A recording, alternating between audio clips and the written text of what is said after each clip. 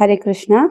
हम श्रीमद् भगवद गीता के द्वितीय अध्याय गीता का सार इसके 17वें श्लोक को पढ़ रहे हैं। मेरे पीछे बोलिएगा।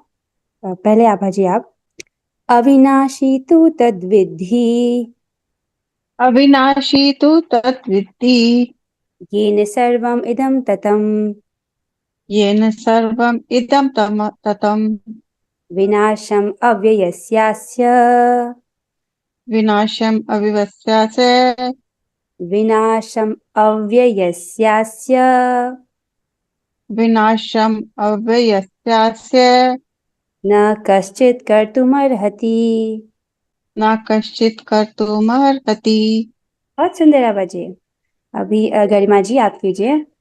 अविनाशी तु तद्विद्धि अविनाशी तु तद्विद्धि येन सर्वम् इदं ततम् येन सर्वमिदं ततम् विनाशम् अव्ययस्यास्य विनाशं व्यवयस्यास्य विनाशम् अव्ययस्यास्य विनाशम् अव्ययस्यास्य न कश्चित् कर्तुमर्हति।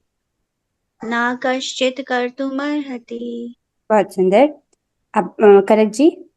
अविनाशी तु तद्विद्धि अविनाशी तु तद्विद्धि येन सर्वम् इदं ततम् येन सर्वम् इदं ततम् विनाशम् अव्ययस्यास्य विनाशम् अव्ययस्यास्य न कश्चित् कर्तुमर्हति। न कश्चित् कर्तुमर्हति।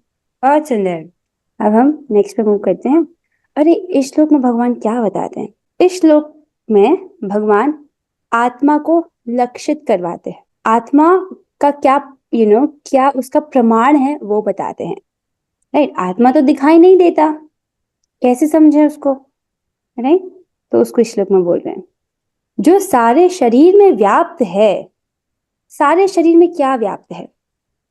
चेतना। राइट। यूर कॉन्शियस की अगर आपकी इस उंगली को पिंच किया जाए, यूर कॉन्शियस अबाउट इट। आप अपने शरीर के बारे में कॉन्शियस हो। जो सारे शरीर में व्याप्त है चेतना, उसे ही अविनाशी समझो। उस अव्यय आत्मा को नष्ट करने में कोई भी समर्थ नहीं है। राइट। चेतना जो है वो आत्मा का गुण है। राइट। आत्मा का गुण है कि वो चैतन्य है, वरना ये घड़ी चैतन्य नहीं है, ये जड़ है। राइट। इससे मैं बात करूं तुझे कैसा लग रहा है, ये मुझे रिस्पॉन्ड भी नहीं कर सकता, ये कुछ महसूस भी नहीं कर सकता, क्योंकि ये जड़ पदार्थ है। लेकिन मैं आपसे फीडबैक ले सकती हूँ कि आपको कैसा लग रहा है। आप चैतन्य हो। तो हमारे शरीर में चेतना व्याप्त है।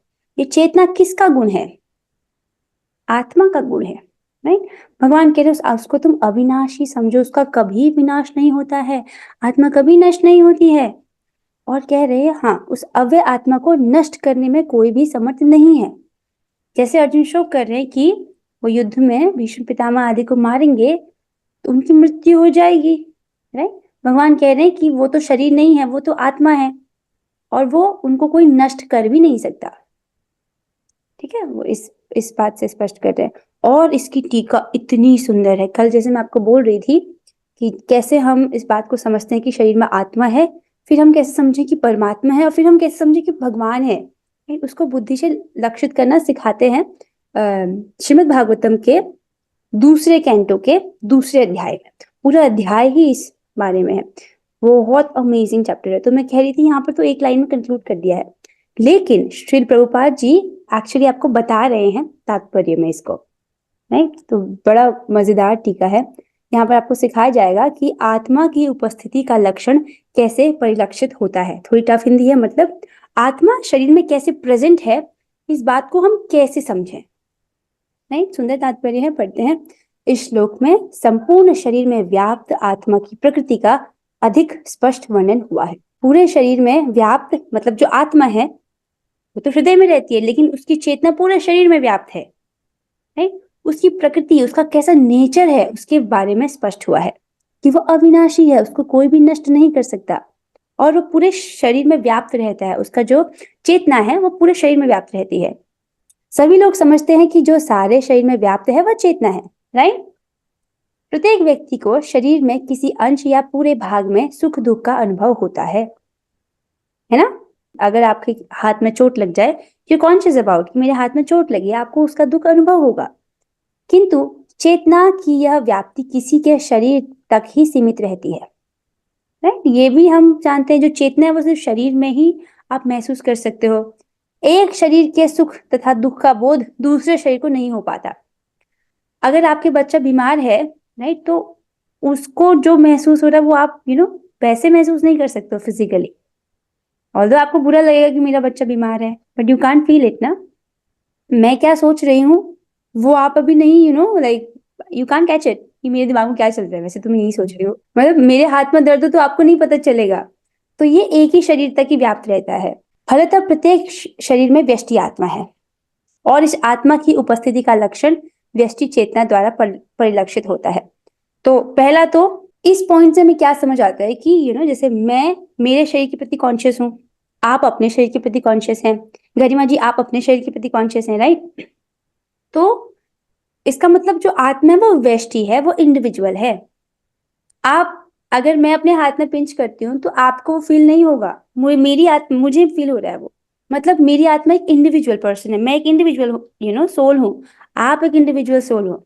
अब ये आत्मा की उपस्थिति कैसे समझ आएगी? चेतना से। एक मृत व्यक्ति और एक जीवित व्यक्ति में किसका अंतर होता है? चेतना का अंतर होता है, राइट। तो जो चेतना द्वारा हम आत्मा को परिलक्षित कर सकते हैं, चेतना है, इससे हमें समझ आता है कि हाँ ये किसका गुण है? आत्मा का गुण है। आत्मा है बैठा, इसीलिए शरीर अभी कॉन्शियस है। इस आत्मा को बाल के अग्रभाग के 10,000वें भाग के तुल्य बताया जाता है।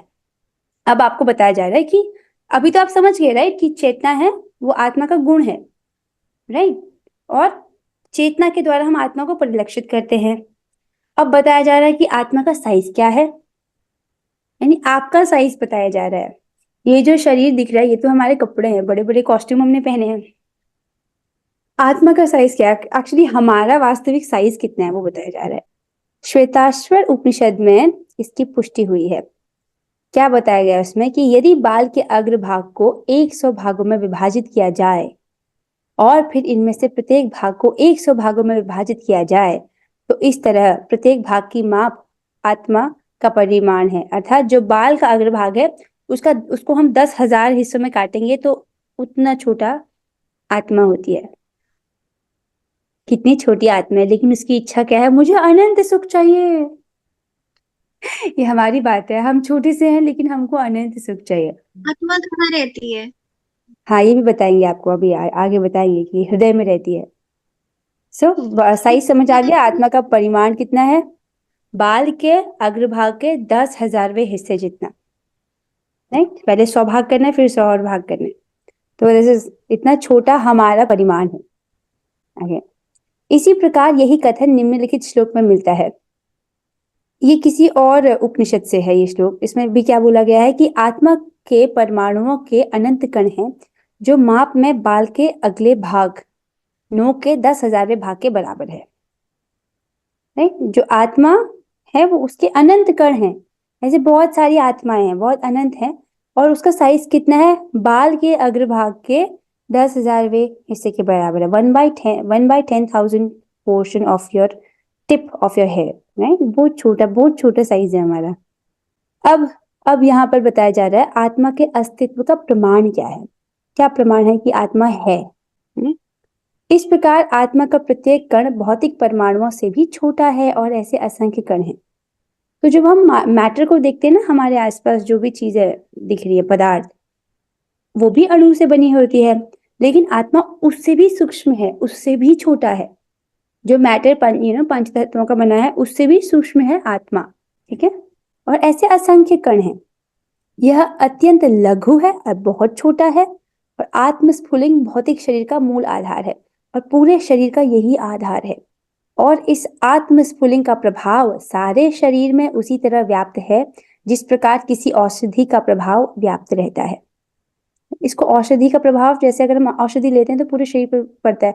इसका उल्टा देखिए, अगर कोई सांप का जहर फैल रहा हो तो पूरे शरीर में व्याप्त हो जाता है जहर उसका, राइट। तो उसी प्रकार जो आत्मा का प्रभाव है वो है तो बहुत छोटा, लेकिन पूरे शरीर में उसका प्रभाव है। ये कितना इंटरेस्टिंग है ना कि चींटी के शरीर में भी वही आत्मा है जो हम हैं, और हाथी के शरीर में भी इतने बड़े शरीर को कंट्रोल कर पाता है वो इतना छोटा सा आत्मा, राइट। और इंद्र का भी तो वही आत्मा है, उनका ऐसा शरीर है कि वो इन स्वर्ग के राजा हैं, वो भी तो हमारे जैसे जीवात्मा हैं, क्योंकि उनका देवराज इंद्र का उनको शरीर मिला है वहां पर, तो उनको स्पेशल पावर्स भी मिली हैं, राइट। कैसे एक छोटा सा आत्मा है, देखिए ना वो अलग अलग शरीरों को कैसे कंट्रोल कर पाता है। देखो बड़ा सा हाथी, ऊंट, और छोटी सी चींटी और कीड़े में भी वही आत्मा है। आत्मा की यह धारा सारे शरीर में चेतना के रूप में अनुभव की जाती है, राइट। और यही आत्मा के अस्तित्व का प्रमाण है। कैसे जानेंगे कि आत्मा है? चेतना से। कोई व्यक्ति मृत है मतलब आत्मा नहीं है उसमें, चली गई आत्मा।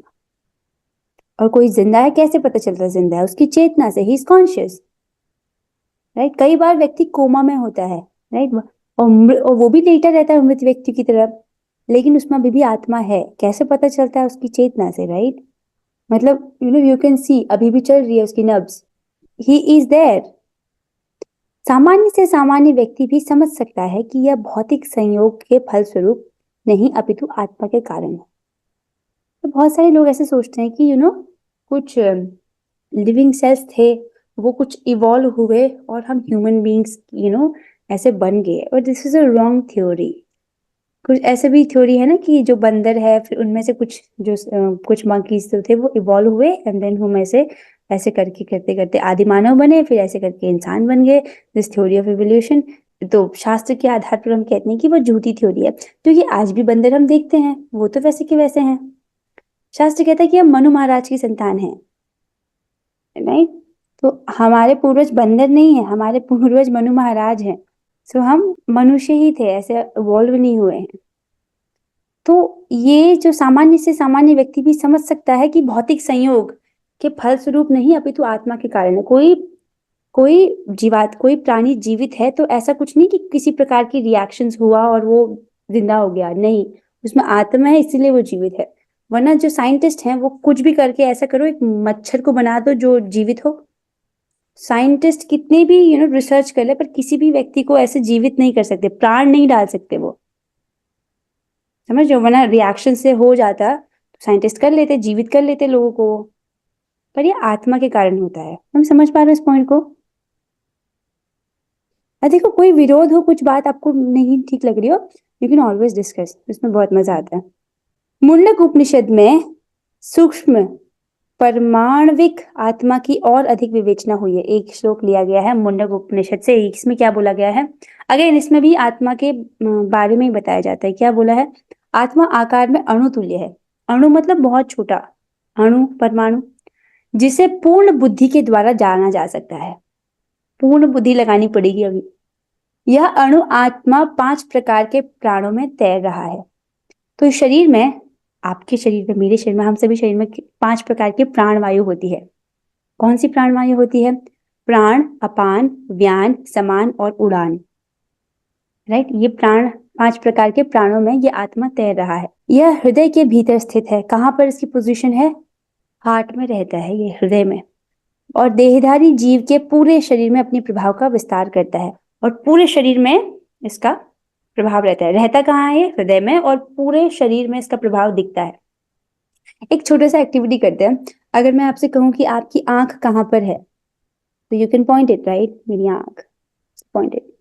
मेरे बाल कहाँ हैं? सर के बाल, you can point it, right. मेरी नाक, राइट। आपकी होंठ, यू कैन पॉइंट इट। आप कहाँ हो?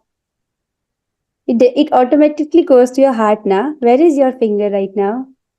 है ना? जब कहते हैं मैं, तो हम नॉर्मली भी करते हैं, अपने हृदय में हाथ लगा के बोलते हैं मैं, नहीं। अब कोई ऐसे नहीं बोलता मैं, ऐसे कोई नहीं बोलता मैं। हम हमेशा नॉर्मली अपने हृदय पे हाथ रख के बोलते हैं मैं, right. You point two your self. तो आत्मा एक्चुअली हृदय में ही रहता है, और इसका प्रभाव पूरे शरीर में रहता है, ठीक है। One question please. हाँ, पूछिए। कि मैंने ऐसे सुना है लोगों से, मतलब बहुत सारी चीजों में कह रहा है कि आत्मा हमारी इस पॉइंट पे रहती है।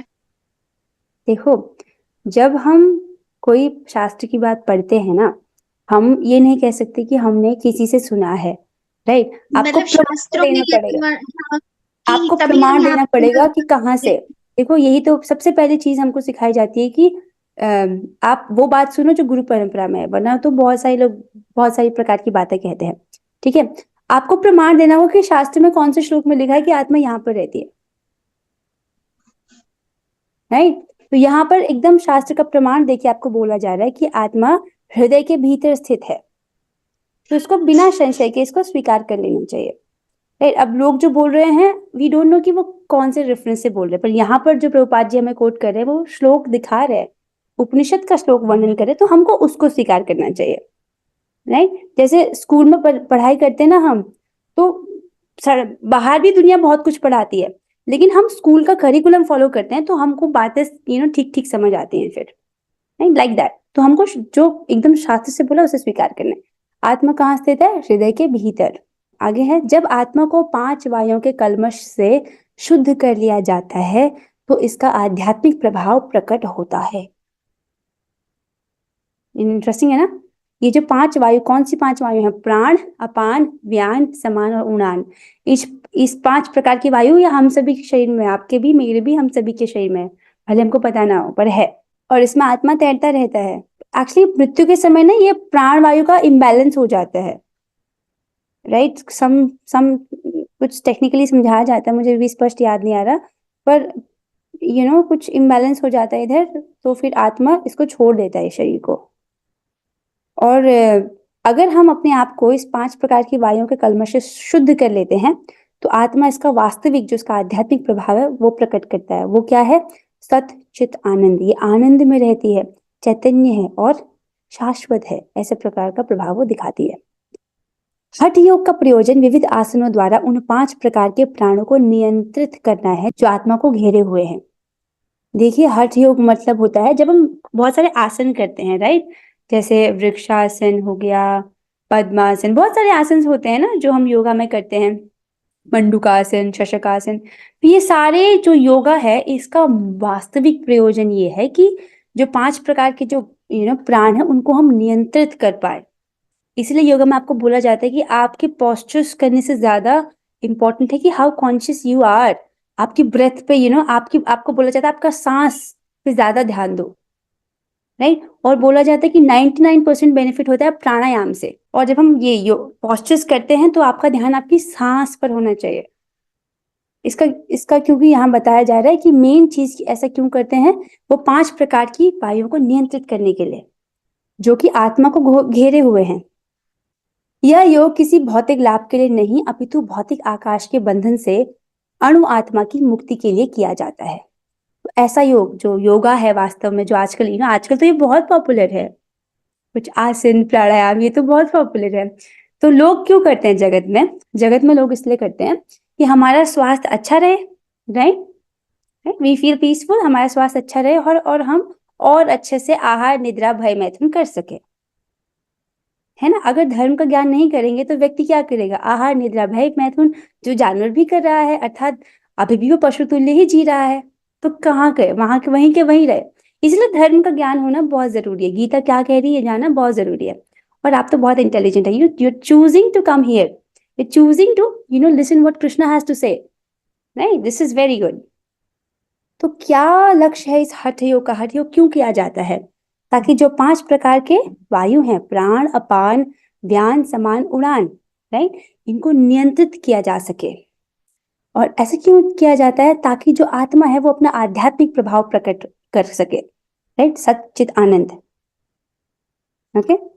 और हाँ, इसका उद्देश्य बहुत बड़ा है। उद्देश्य क्या है कि भौतिक लाभ के लिए नहीं, कि वो हमको मटेरियली उसको कुछ नहीं चाहिए कि यहाँ पर इस जगत में बहुत अच्छे से आहार निद्रा भय मैथुन कर सके, नहीं, अपितु भौतिक आकाश के बंधन से अणु आत्मा की मुक्ति के लिए किया जा सके। यहाँ पर जो भौतिक आकाश में जन्म मृत्यु के बंधन में जो फंसा है आत्मा, वहां से उसको मुक्त किया जा सके। जो लोग योग में बहुत निपुण होते हैं, आई मीन जो रियल योगी होते हैं वो नहीं जो सिर्फ योगा करते हैं, कुछ पोस्चर्स करते हैं, नहीं, जो रियल योगी होते हैं वो मृत्यु के समय अपनी जो आत्मा है हृदय से उसको यहाँ पर स्थित करके ब्रह्मरंध्र से फोड़ते हुए अपना शरीर त्यागते हैं। आगे चल के ध्यान योग में भगवान इसको बताएंगे, अध्याय 6 या 5 ऐसे कुछ बताएंगे भगवान उसमें ध्यान योग में। आई थिंक बाकी हम कल पढ़ते हैं। So with this we are ending the class here. और हमको बहुत बड़ी बात पता चली कि जो जगत में योगा कर रहे हैं दैट इज नॉट इनफ। ये नहीं बोला जा रहा कि वो खराब है, it is not enough, right? So हम लोग 3 बार हरे कृष्ण महामंत्र करेंगे। उसी के साथ हम आज की क्लास को यहीं पर विराम देते हैं। Let us do this together. Hare Krishna Krishna Krishna Hare Hare, Hare Rama Rama Rama Hare Hare, Hare Krishna Krishna Krishna Krishna Hare Hare, Hare Rama Hare Rama Rama Rama Hare Krishna Krishna Krishna Krishna Hare Hare, Hare Hare Rama Rama Rama Hare Rama Rama Hare Rama Hare. Rama Hare Hare. Shrimad Bhagavad Gita Krishna Hare की कृष्ण जय, जय। श्रील प्रभुपाद की जय। All glories to Shri Gauranga. Hare Krishna Hare Krishna.